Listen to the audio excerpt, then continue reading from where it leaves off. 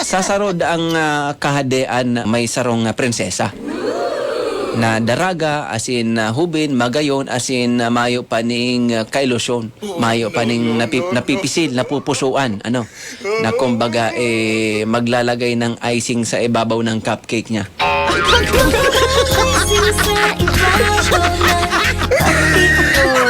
Takot da ang mahal na hadi na baka sa iyang prinsesa mayong maagom. Nag-organize ang mahal na hadi. Nin kumbaga got talent. Got talent. Search for the Mr. Right.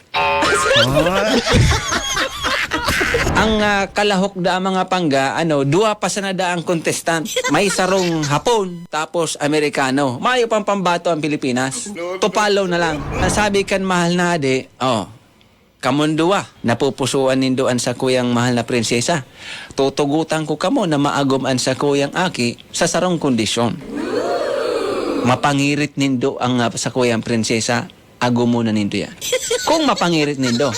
Taso prinsesa da mga pangga, medyo sumbikalan da. Ang biyodang nguros dot daday da nagingirit. Pero may dang high blood. Pero meron da ang mag-perform mga pangga. So, Amerikano, nag-magic da. Itong magic na talagang pangga-talent. Kung ano-ano da ang pigparagibo mga pangga. Da talaga napapangirit so mahal na prinsesa. Hinatulan da ito kan mahal na hadi so Amerikano. Contestant number 1 por dahil da mo napangirit ang mahal na prinsesa. Pugutan yan! Pangadawang contestant, so Hapon. So Hapon naman. Dahil pa da nagpe-perform so pangadawang contestant, baga anong swerte daw.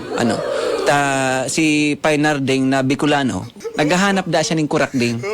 Sakto da, napaagi da siya duman sa binyo. Dahil niya madaram kung may duman eh. Nakiusyoso si Painarding alias kurakding na Bicolano.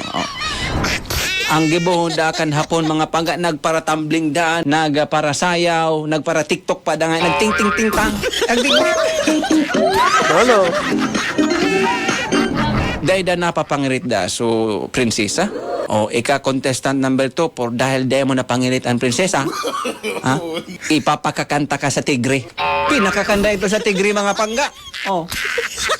Dinampot da kan mga gwardiya so contestant number 2, pinakakan sa tigre, yataps.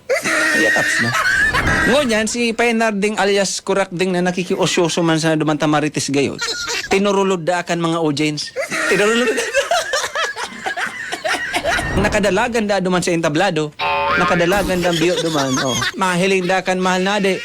Iguanang kitang contestant number 3. Ngunyan da si Painarding da mga pangatan na witness niya da ito na si contestant number 2 pinakakan sa tigre. Takot-takot, nervyos na. Biyo nang kunya na. Nagtirindog da ang biyoan sa iyang barahibo sa katakutan. Si Painarding. Ngunyan sa sobrang katakutan da ni Painarding mga pangga, biyo da nagsisiri po na da siya. Tapos sa sobrang katakutan pa ni Painarding mga pangga, nagkaaratot da siya.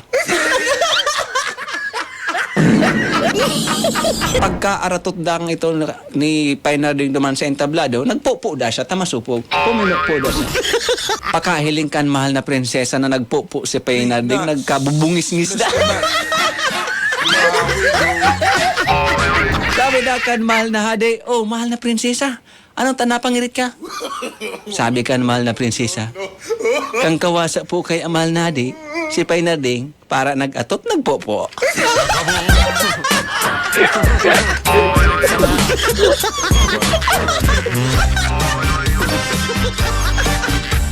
Baka may tapuyas. Baka so atot may may tagiti.